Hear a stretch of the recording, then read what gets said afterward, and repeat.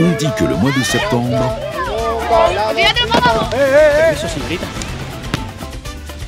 marque la fin de toutes les bonnes choses. ¿Estás seguro que acaba lo bueno? Grand Prix d'Aragon GoPro MotoGP. Le meilleur reste à venir.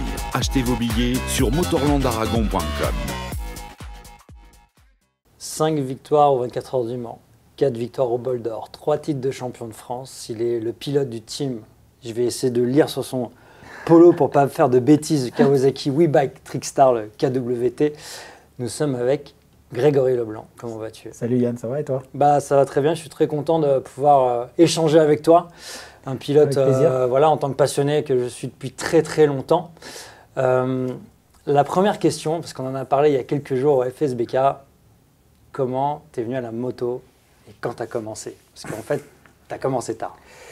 Ouais, j'ai commencé tard, on va dire ça. À l'époque, on ne pouvait pas commencer plus tôt, donc j'ai commencé, j'avais 15 ans, ce qui est très tard maintenant, parce que maintenant à 15 ans, ils sont limite en Grand Prix. Mais à l'époque, on ne pouvait pas commencer plus tôt, et si tu veux, moi, c'est vraiment un concours de circonstances. Je n'avais jamais demandé à faire de moto. C'est ce que je t'ai expliqué. Tu aurais pu être boxeur, parce que ton papa était champion du monde de boxe. Mon père était professionnel de boxe, c'était des champions du monde, donc moi j'étais plutôt dans ce milieu-là. Je jouais au foot avec les copains voilà, le week-end, mais j'étais pas du tout prédestiné à faire de la moto. J'avais juste un père qui était motard, comme tout le monde, et qui allait voir quelques courses. Et forcément, habitant la campagne, j'avais un 50 pour me déplacer, et je faisais le con sur la route, je roulais vite, voilà, je faisais un peu le con, et mon père, un soir, est rentré, m'a proposé de rouler sur circuit, d'essayer du moins, parce que où il achetait sa moto, justement, c'était le team Johan Motorsport qui faisait rouler Cédric Tangre à l'époque. Son grand frère changeait de catégorie, il y avait une moto à vendre, et mon père, il est rentré, il m'a dit, est-ce que tu veux essayer? Moi, j'ai dit, si tu veux, allez, on essaye. On a été s'entraîner 3 fois au circuit Carole, parce que je ne suis pas très loin du circuit, et puis première course, je suis premier, il pleut, bon, je me bourre, et en fait, c'est parti de là, et puis 2 ans après, premier Grand Prix, etc. Mais ouais, c'est ça, si tu peux nous expliquer un petit peu, parce que tu as fait, au bout de 3 ans, quand tu m'as dit ça, j'ai fait wildcard. Qu'est-ce qui s'est passé en fait? Même pas 3 ans, je fais ma première course au mois de juin 2000. Putain, il y a 25 ans, ça ne rajeunit pas. Et je fais mon premier Grand Prix en mai 2002, donc il s'est passé à moins de 2 ans. On va dire que ça a été exponentiel, j'ai fait on va dire, les bons choix dans les bonnes catégories. J'ai réussi à me montrer au bon moment. J'ai intégré le team de Jimmy Petit à l'époque qui était champion de France. Et on avait cette opportunité en championnat de France à l'époque. Quand on était dans les 3 premiers du championnat de France, tu avais une qualification pour le Grand Prix de France. Donc on savait qu'on allait se faire éclater. Hein, mais c'était juste pour... moi j'avais 16 ans. Le kiff d'aller rouler avec les mecs comme Stoner. Et tout la clique, quoi. Rossi, etc. Quoi. Magique, quoi. Et après, donc après ça, tu es passé par l'Espagne. T'as fait tes armes aussi en championnat de France, tu es passé par l'Espagne. J'ai fait très peu d'Espagne, très peu de championnat de France. J'ai commencé en 2000, on a fait Promo Sport, un truc classique, 125 Open qui est l'équivalent de l'OGP maintenant. Et après ce premier Grand Prix, étant régulièrement dans le top 5, il y a les sélections de l'équipe de France qui arrivent. Et Erwan Nigon partant en Grand Prix, il y a une place qui se libère sur la 250. Donc Hervé Moineau à l'époque qui est en charge du recrutement, c'était Tecmas à l'époque qui gérait la structure fédérale, et Hervé Moineau qui était le coach de tout ça et qui manageait, qui faisait la sélection des pilotes. Donc on était une dizaine de pilotes à avoir été sélectionnés. Il n'en reste qu'un, donc j'étais le Highlander de la fin. Non voilà, c'était sympa parce qu'il y avait des vraies sélections, il fallait parler anglais, faire du sport, faire de la moto, il y avait vraiment... Il y avait des règles, voilà, tout était, la chute était éliminatoire, je me souviens. Donc c'était pour voir si on supportait la pression. Et ça, là on est en 2002 et du coup j'intègre l'équipe de France. Et là on part faire championnat de France à la fin, championnat d'Europe, championnat d'Espagne. Et je fais régulièrement dans le top 5. Donc j'ai commencé en juin 2000 sur une 125 kJ de 30 chevaux et je me retrouve fin 2002 sur une 250 de Grand Prix. Tu vois. Donc c'est vrai que ça a été très très très rapide. Et 2003, donc équipe de France, voilà, je joue le titre, je fais mes premiers podiums en championnat d'Europe. Je fais plusieurs wildcards en Grand Prix 250. Et voilà, je ne suis pas champion de France, je perds un titre parce que je perds le titre de champion de France sur la dernière course. Il fallait gagner la course pour être champion. J'ai 18 secondes d'avance et dans le dernier tour, je casse la chaîne. Je perds mon premier titre. Et c'est là que ça a vachement changé un peu ma carrière parce que je me souviens à l'époque, j'avais un contrat avec l'équipe de France que voilà, la règle c'était si j'étais champion, j'allais en Grand Prix. C'était automatique. C'est pas passé. Bah non, pas champion, pas de Grand Prix. Mais ayant le potentiel, à l'époque, donc il y avait l'équipe de Grand Prix, avec donc l'équipe Scrab, qui était l'équipe de France de Grand Prix, qui faisait rouler Sylvain Gattoli. Voyant le potentiel que j'avais à ce moment-là, me file un bon coup de main et on récupère une Aprilia de Grand Prix de l'année d'avant et on part faire le championnat d'Europe. Donc je fais vice-champion d'Europe, je fais tous les Grands Prix en Europe. Je fais pas les Grands Prix outre-mer parce que ça coûtait trop cher. Et voilà, je commence à marquer mes premiers points en Grand Prix, donc c'était plutôt cool. Et ça me permet, pareil, à la fin de l'année, c'est toujours une opportunité. Le pilote en lice se blesse, et là, je pars faire la tournée outre-mer qui n'était pas prévue, donc Phillip Island, toute la tournée Malaisie, etc. Donc j'ai quasiment fait toute la saison, on va dire, en 2004, involontairement. Et 2005, je suis pris officiellement dans l'équipe pour faire les Grands Prix, quoi. Et après, par contre, tu bascules en super sport. Voilà, 2005, je fais les Grands Prix et il s'avère que... Ça ne peut pas continuer? Non, ça ne peut pas continuer parce que ça coûte très cher. Voilà, c'est toujours une histoire de budget. Maintenant, c'est encore beaucoup plus cher, mais c'était plus de 100 000 € la saison et à l'époque, on pouvait pas, c'était pas possible. Donc, il a fallu trouver une solution. Qu'est-ce qu'on fait? Pas de place en Grand Prix. De toute façon, les bonnes motos étaient prises. Et plus on voulait une bonne moto, plus ça coûtait cher, donc c'était impossible. Donc, on s'est dit, on s'oriente vers le super sport. Donc, on part faire mondial super sport. On fait 3 ans mondial super sport. Avec des hauts et des bas, des bons résultats, mais on va dire qu'à cette époque-là, j'étais rapide, mais voilà, on va dire que j'ai peut-être pas fait pour ce championnat-là, pas fait les bons résultats, ou peut-être moi qui n'ai pas mis les bons ingrédients pour que ça fonctionne, pas la bonne moto. Moi, je croyais à mon potentiel, mais ça se gouillait pas bien. J'arrivais à faire quelques top 5 en mondial, mais voilà, ça n'a jamais fait mieux qu'une 4e place, ce qui est déjà pas mal. Tu me diras, mais championnat du monde, bien sûr. Mais tu avais de l'ambition. Mais pas assez, et c'est justement vers les années de fin de Super Sport que je commence à me rapprocher de l'endurance. Via Mathieu Lagrive. Juste avant, si tu peux en as parlé, tu as voulu arrêter. C'est justement fin 2008, quand je commence l'endurance et la dernière année de Super Sport, 2008, on fait 2007, je fais mon premier bol d'or, on finit 5e. 2008, on refait une année en intégre team italien pour faire le mondial super sport. Ça se passe pas bien du tout. Voilà, un team un peu de charlatan. Je me fais un peu avoir, on va dire, parce que c'est un milieu quand même un peu compliqué. Et je commence à faire de l'endurance. Donc on fait 5 en 2007, je fais mon premier bol d'or, on finit 5e avec une équipe privée. 2008, je suis réintégré avec cette équipe, on fait mon premier 24 heures du Mans, on finit 3e. Et en parallèle, je fais le championnat du monde. Moi, mon objectif, quand j'ai 24 ans, c'est pas parler d'endurance. Je le faisais parce que ça me permettait de rouler, mais c'était pas du tout un objectif en soi. À 24 ans, ce qu'on veut faire, c'est des Grands Prix du mondial. Donc je le faisais parce que c'était marrant et que, comme je te disais à l'époque, Mathieu Lagrive et Sébastien Gimbert, qui étaient, on va dire, les top pilotes en super sport, m'ont dit vas-y, fais-le. Moi, j'ai dit bon, ça me saoule, je vais le faire quand même. Et au final, ça a plutôt bien marché parce que première course au Mans, 3e au général, avec une équipe privée. Mais l'année de mondial super sport se passait pas bien et en fin de compte, j'en avais ras-le-bol, quoi. J'avais plus envie de rouler. J'ai dit à ma mère, à mes parents, moi j'arrête, j'ai plus envie de rouler. Mais c'est ta maman qui t'a convaincu de continuer. C'est génial, ça. C'est exactement ça. Donc 2009, donc 2008, je fais quelques courses d'endurance. Ça se passe plutôt bien. Je montre mes capacités à être rapide en endurance. Tu commences à apprécier ou pas l'endurance? Ou tu as toujours on va dire c'est plus après. C'est plus après parce que 2008, voilà, on fait le Mans. Je fais le bol d'or avec une équipe stock. Voilà, ça se passe pas très bien. Et 2008, j'ai dit j'arrête. Et puis ma mère me dit allez, on repart. Voilà, on refait une saison. Voilà, c'était un peu tendu avec mon père parce que voilà, il y avait beaucoup d'argent qui était investi et pas forcément de résultats qu'on voulait. Et 2009, ma mère me dit allez, on refait une saison, on retourne en championnat de France. Et c'est là qu'on va dire ça se découvre. Ça commence à marcher. J'intègre le Yard en tant que pilote remplaçant, donc ça c'était vraiment top parce que j'avais 24 ans.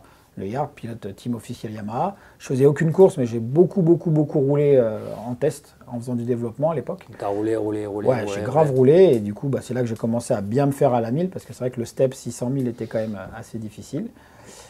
Et fin 2009, je joue le titre en championnat de France, je me fais déclasser à la fin pour une vieille histoire un peu pourrie, on ne va pas en reparler, mais encore un titre de perdu bêtement.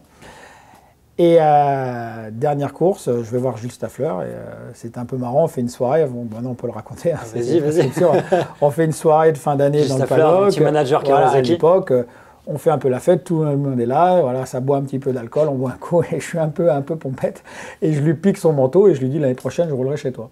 Ah ouais, ouais, c'est parti comme ça. Ouais. Ah, j'y suis allé au culot et en fait, finalement, ça s'est vraiment passé. Donc, je signe chez Kawa l'année d'après. Ça se passe comme ça. Sur une soirée un peu de beuverie, tu vois. Mais bon, c'est pas bien de boire d'alcool. Oui, non, bien sûr, on est bien d'accord. C'était marrant. Mais l'anecdote, elle est folle. Et il va y avoir une aventure incroyable avec Kawasaki, avec tous ces titres que j'ai cités au début. Quoi. Ouais. Ça a duré des années. Est-ce que tu estimes que c'était ton apogée? Enfin, comment tu vois les choses en fait par rapport à cette époque-là? En plus, la symbolique, c'est que maintenant tu reportes les couleurs vertes en championnat du monde d'endurance. Voilà. Est-ce que tu as des émotions qui te reviennent? Ça a duré 7 ans. Ça a duré 7 ans quand même. Donc, après, ça s'est arrêté fin 2016. Pas forcément de mon choix. Mais on a fait l'épopée Kawasaki. En 2010, on fait la première course au Mans, on gagne. C'était la première pour l'équipe de Gilles Staffler, la première pour moi, la première pour Dacosta, la première pour beaucoup de monde. Donc c'était vraiment magique. Et en fait, on fait une super. Le bol d'or, bon, première année, je l'accroche dans le grillage, mais bon, voilà, ça arrive. Et à partir de 2011, c'est là que ça a commencé. On a tout gagné. De 2011 à 2015, on a tout gagné. Voilà, c'était pas compliqué. On arrivait, on gagnait. Et c'était pareil en vitesse. 2011, il y avait à l'époque la BM qui était revenue avec les pneus Michelin un peu officiels. Ils gagnent, ils font 1-2, on fait 3-4 avec Julien Dacosta. Et à partir de 2012, on a tout gagné jusqu'à 2015. C'est pas compliqué. Les titres en vitesse, les titres en endurance, on gagnait tout. On était imbattable. On avait vraiment l'osmose. Ouais. On avait le package. La moto était top. Les pneus Pirelli fonctionnaient bien sur ce Kawasaki. Il y avait une alchimie entre les pilotes, l'équipe, et c'était top, quoi. Et 2016, arrive la nouvelle moto et on gagne quand même le Mans. Mais après, c'est plus compliqué. Voilà, plus compliqué. C'est l'année aussi la R1 sort. Donc la nouvelle R1 arrive, la Kawasaki, une nouvelle moto qui est difficile à mettre au point. On gagne le Mans, je gagne quand même les 4 premières courses du championnat de France. Et plus ça va, l'AYAM monte en puissance et nous, on galère un peu à suivre le rythme.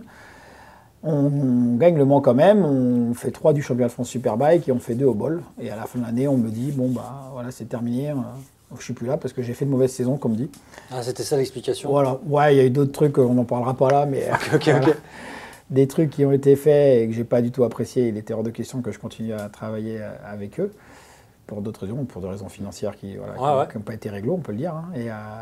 Mais à la base, c'est qu'on me dit que j'ai pas fait une bonne année. On a quand même gagné le Mans, fait 2 au bol et faire 3. Je pense qu'il y a plein de pilotes qui auraient aimé faire ça. Et 2017, après, je rebondis sur la Honda. La 111. Voilà, qui était 2 années qui étaient top parce que les Anglaises ont une mentalité un peu différente et c'est à la cool, ça bosse, le soir ça aime bien boire des bières et tout, c'est assez cool comme ambiance et c'était vraiment, voilà, c'était le team officiel qui faisait aussi le Tourist Trophy donc c'était vraiment cool, on échangeait avec McGuinness et tout, donc c'était vraiment 2 super saisons. Quoi. Mais tu as quand même vécu, alors si je ne me trompe pas, sur la deuxième saison, sur la 111, tu vis, tu as une grosse blessure. Oui. Tu peux nous dire un petit peu plus je m'en souviens encore, c'est les premières fois que je t'ai rencontré. En plus, c'est ce qui a failli faire que j'arrête aussi une 2e fois la moto. Ouais. J'étais en coaching, voilà, comme beaucoup de pilotes. J'ai mon brevet d'État, je suis instructeur, je travaille pour des écoles. Et un élève oublie de freiner, me coupe en 2, tout simplement, à plus de 200. Donc on roule toute l'année à 300 en course, il ne se passe rien. Et sur un truc où on se traîne, on va se faire mal. Et là, grosse blessure, double fracture du bassin. Omoplate, vertèbre, les côtes, les reins touchés, la rate, tout broyé complet, surtout de l'intérieur, parce qu'on a commencé à toucher aux organes. Je me suis fait opérer, ils m'ont retiré 60 cm d'intestin, j'ai une stomie, enfin grosse blessure. Et ça m'arrive le 1er juillet et j'avais mon contrat Honda, il fallait que je roule, donc le 18, un mois et demi, enfin même pas, 6 semaines après, je remonte sur la moto. Non, mais c'est ça qu'il faut. Bon, de toute façon, on sait que vous êtes fait différemment de nous, les pilotes, mais aussi dans ta tête, quand tu étais à l'hôpital, tu étais comment? Tu t'es tout de suite dit je vais remonter sur la moto ou à un moment tu t'es dit waouh là? Ah ouais, mais c'était même pas une.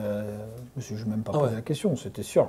Ah, forcément, il y a des moments où tu bois du noir parce que quand tu restes un mois à l'hôpital et que tu es tout seul et tu vois ta femme qui vient 1 heure par jour parce que tu peux pas venir, donc forcément tu bois du noir. Mais après, à aucun moment j'avais dit. Moi, ma volonté, j'ai arrêté. Ce qui a pu faire que je pensais arrêter, c'est le fait que après, à cause de cette blessure, je perds mon guidon chez Honda. Oui, bien sûr. Et après, ça a été très compliqué. Il y a eu 3 ans. C'est ça, en fait, c'est que c'était incroyable de voir avec le palmarès que tu avais, de voir que tu tournais entre les équipes. Tu t'es retrouvé en 2019 4e pilote du CERT. Tu peux nous dire un petit peu les sensations que tu as eues quand il y a eu. Alors, je crois que tu parlais quand il y a eu le départ Je pense que tu as un peu lâché. Honnêtement, ah oui, je crois que c'est la pire course de ma vie, hein, honnêtement. Que ce soit à l'époque, c'était le départ de Dominique Mélian, l'arrivée de la nouvelle équipe. Bon, déjà, c'était un peu compliqué dans le team en lui-même. Et moi, j'arrive dans cette équipe avec 5 victoires au Mans. Les pilotes, et voilà, c'est forcément, il y a un loup qui arrive dans la bergerie et ça n'a pas forcément plu. J'ai l'impression de ne pas être respecté comme il faut. Il n'y avait pas du tout une bonne ambiance, on ne me parlait pas, c'était très compliqué. Et je ne me cache pas de le dire que c'était vraiment une ambiance de merde. Et je l'assume complètement. De toute façon, c'est pas après ton 40 ans qu'on va me dire ce que je veux dire. C'est vrai qu'on te connaît là-dessus. Et voilà, c'était vraiment la pire course, une course de merde. Moi, j'ai fait mon boulot, mais voilà, je n'ai pas été respecté comme il se devait.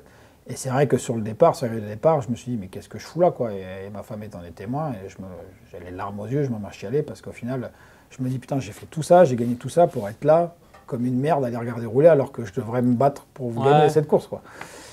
Donc, ça a duré une fois, et je me suis dit, c'est la seule et dernière fois que je serai 4e pilote quelque part.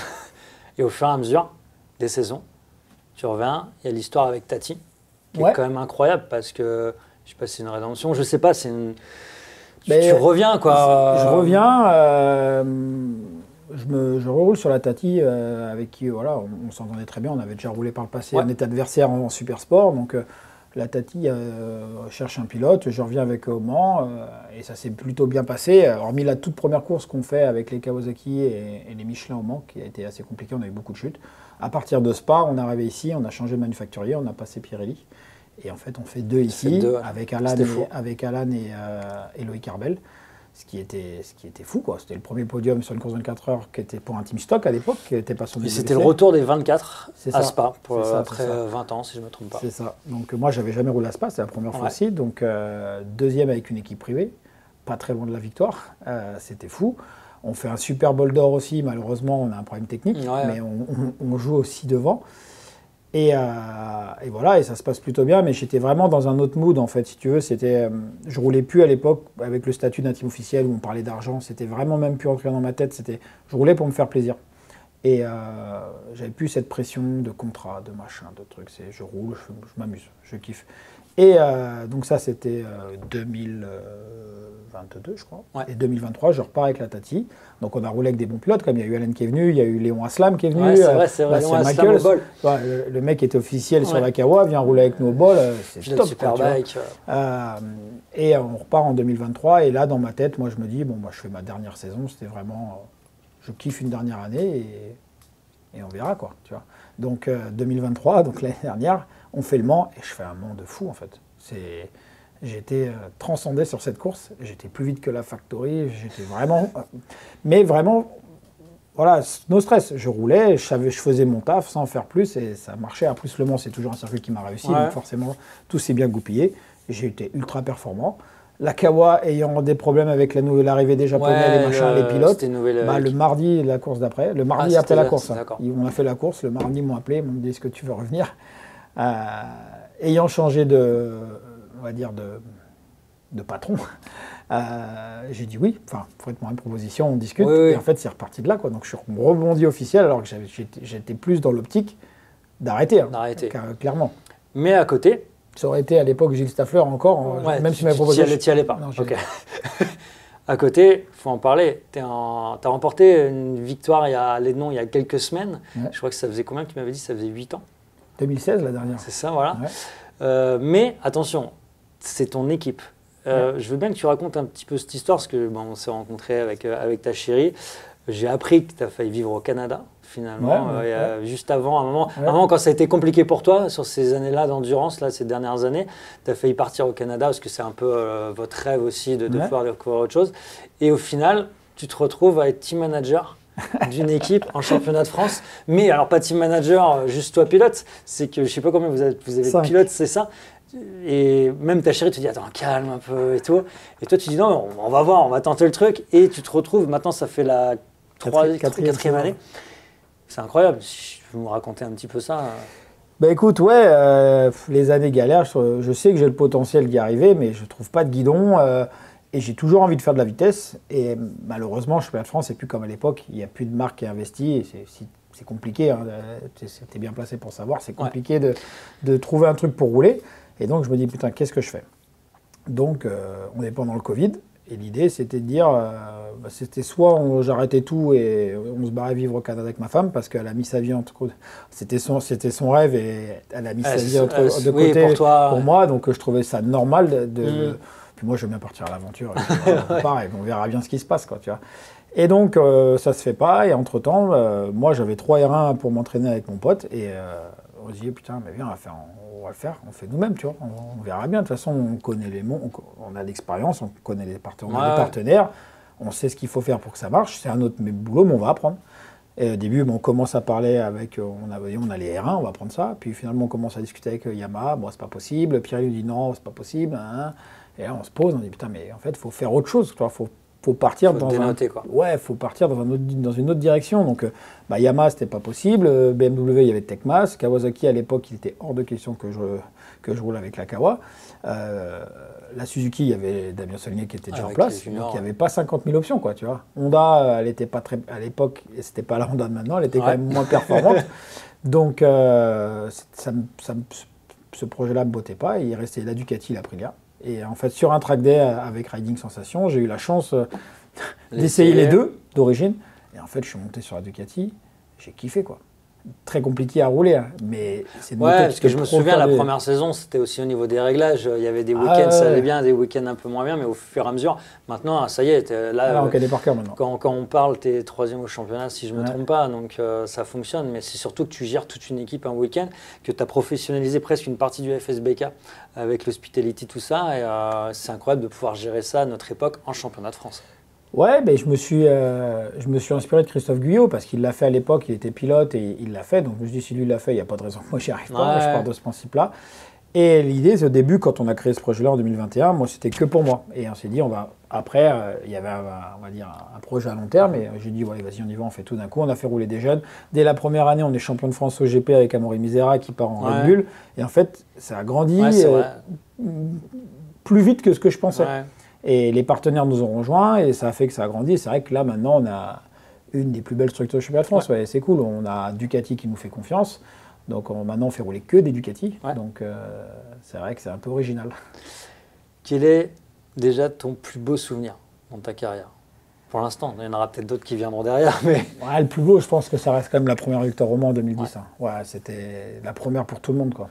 Après, les titres de vitesse, c'est bien, mais c'est quand même appréciable. Hein. C'est pas ce que je veux dire. Mais le Mans, il y a des émotions, il y a la fatigue, il y a la durée de la difficulté de la course, le fait que ça dure 24 heures et quand tu la gagnes. Ouais. Et alors quand tu la gagnes 5 fois, tu vois, mais t'es pas rassasié, tu vois. Je veux la gagner une 6e fois pour être le seul à avoir gagné une 6e fois. Mais je pense que ça reste. Après, j'ai plein de bons souvenirs qui ne sont pas forcément des courses. J'ai une anecdote, toi qui es fan de Rossi, je vais te la raconter. Elle est folle. Et j'ai 18 ans, on est au Grand Prix de Jerez et on développe des suspensions pour une marque. Et avec Sylvain, le lendemain, il y a toujours les essais post-Grand Prix. On roule et là, on nous autorise avec les 2,5, donc l'équipe Moto 2, à rouler avec les MotoGP. Donc on roule en même temps. Et là, on est à Jerez, virage 2. J'ai Rossi qui me double et qui voit une 2,5. Il se retourne, et c'était à l'époque des MotoGP, il n'y avait pas encore tout l'électronique. Hein. Ouais. Il se retourne, il me regarde, comme ça, il accélère dans le virage gauche où Marquez s'est cassé le bras, il met la moto en travers, elle fume la moto, et il se retourne et il me fait comme ça. Et il se barre. Ouais, je te jure, Yannick. T'as vécu un moment et moi, j'ai 18 ans, et je me dis, putain, t'as Rossi qui fait ça, quoi. Et là, tu t'arrêtes, tu te dis, bah là, c'est bon, vas-y, on est refait, quoi, tu vois. T'arrives au bout de la ligne droite, à un moment, je roule, je me souviens, et là, je freine, et j'ai l'impression que la moto, elle casse. Non, c'est une Ducati qui est en train de me doubler de MotoGP. Mais tu sais, des fois, tu as des trucs, ça, oui, c'est pas forcément une victoire, mais c'est quelque chose que tu as vécu. C'est fou, quoi. Quand tu racontes ça, c'est Rossi, quoi. T'aimes ou t'aimes pas le personnage, oui, ça reste la légende. Moi, tu sais que je suis pas objectif sur lui, mais voilà. Non, mais c'est un truc de fou, quoi. Tu vois. Ouais. Alors, c'est la question la plus difficile que j'ai à poser à chaque fois, c'est quel est, selon toi, tes défauts et ta qualité en tant que pilote? Ma qualité, c'est que je lâche jamais rien, quoi. Je fais tout le temps en charbon, ça j'abandonne jamais. Ça, oui, ça se ressent. Il faut doubler les relais, je l'ai fait. Il paraît même qu'après une course de 24 heures, tu es capable d'aller Enfin, tu dors pas, tu es capable d'aller au McDo pour fêter ça, ou d'aller courir, de machin. C'est un pote à toi qui m'a dit ça, Olivier. Voilà. Ah ouais, non, mais après j'ai un style où je me fatigue, enfin je suis fatigué, mais j'ai un style à l'ancienne, on va dire, et je me fatigue pas trop sur la moto. Ok. Et physiquement, ça va. Pourtant, je suis pas le pilote qui fait le plus de sport, mais on va dire génétiquement, on va dire j'ai des facilités pour ça. On appelle ça la caisse. Ouais, j'ai la caisse. Non, mais en fait, il y a la caisse, mais moi, peu importe l'entraînement que tu fais, tout est dans la tête. Et j'ai un mental, en fait, c'est ça qui fait la différence. Bien sûr qu'à 3h du mat, j'en ai plein le cul, bien sûr que je suis fatigué, bien sûr que j'en ai marre. Mais et j'ai toujours eu cette chance d'avoir des objectifs et de jouer devant. Donc c'est sûr, quand tu fais les 24 heures et que tu es dans une équipe privée, que tu es dernier, qu'il faut remonter et que tu es deux, c'est plus compliqué. Mais voilà, ça, après, je pense que c'est ma plus grosse qualité, quoi. Ok.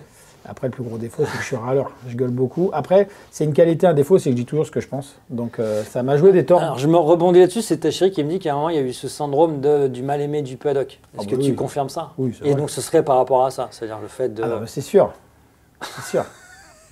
Ah non, mais il y a plein de monde avec qui je m'entends pas. Et le problème, c'est qu'en fait, si je t'aime pas, tu le sais. Et en fait, je suis pas focus. Si je t'aime pas, je te parle pas, et on se dit pas bonjour, et il n'y a pas d'embrouille. On va pas se mettre des claques dans la gueule, mais en gros, moi, je suis comme ça. Si je t'aime bien, il n'y a pas de problème, on discute. Si je t'aime pas, j'ai pas de raison de te serrer la main et de te dire bonjour. Parce que là, ce serait être focus, et je suis pas comme ça. Donc c'est sûr que ça m'a joué les tours, parce que je suis une grande gueule, je dis ce que je pense, et ça plaît pas. Donc celui-là qui est pas content, je l'emmerde.